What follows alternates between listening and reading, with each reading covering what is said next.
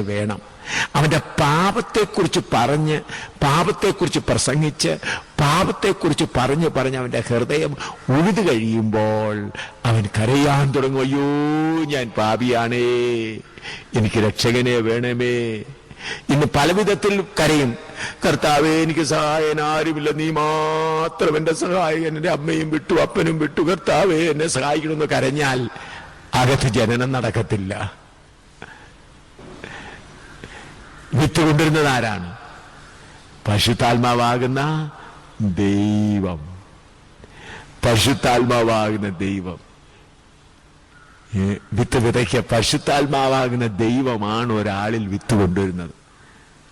അതിനുവേണ്ടി അവരെ ഒരുക്കുന്ന പ്രവൃത്തി, വചനമെല്ലാം പറഞ്ഞു കൊടുത്ത് അവരുടെ ഹൃദയം ഉഴപ്പെടണം.